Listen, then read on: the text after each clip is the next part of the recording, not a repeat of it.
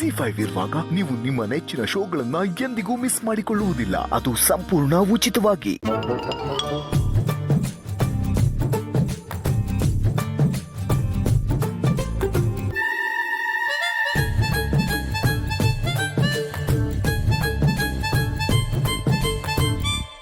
ಏನಿದು, ಈ ಮನೇಲಿ ಶಾಕ್ ಮೇಲೆ ಶಾಕ್ ಸಿಗ್ತಾ ಇದೆ.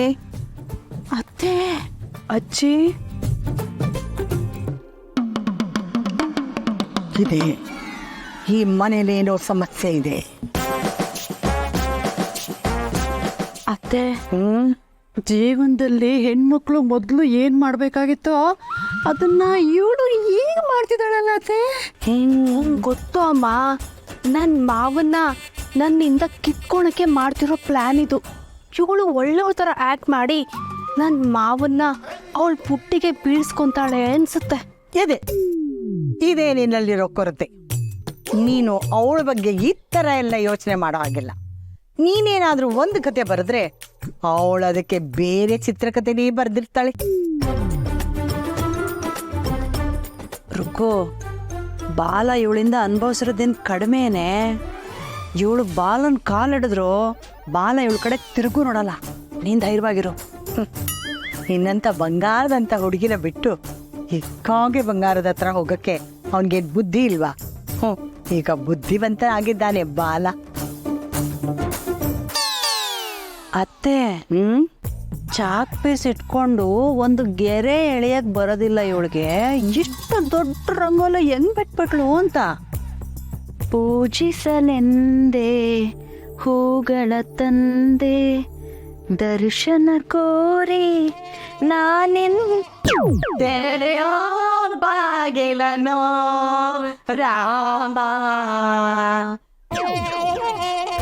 ಓ, ಏನ್ ಎಲ್ಲ ಇಲ್ಲೇ ಬಂದ್ಬಿಟ್ಟಿದ್ದೀರಾ? ನಾನು ರಂಗೋಲಿ ಹಾಕೋದನ್ನ ನೋಡ್ತಾ ಇದ್ದೀರಾ?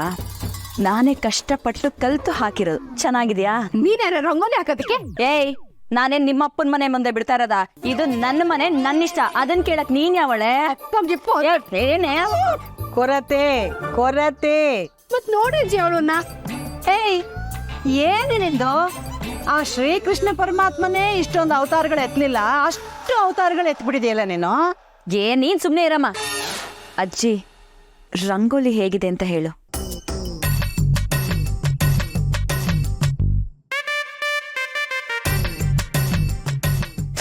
ಇಷ್ಟು ಕಷ್ಟಪಟ್ಟು ರಂಗೋಲಿ ಹಾಕಿದಿರಿ, ಒಂದ್ ಒಳ್ಳೆ ಮಾತ್ ಬೇಡ್ವಾ?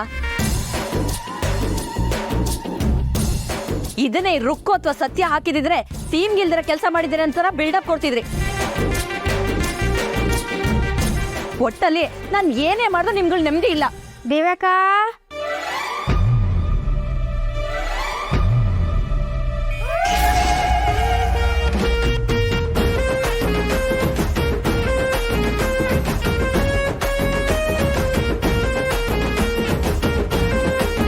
ರಂಗೋಲಿ ಹಾಕಿದ್ರೆ 100 ರೂಪಾಯಿ ಕೊಡ್ತೀನಿ ಅಂದ್ರೆ ಕೊಟ್ಟೇ ಇಲ್ಲ.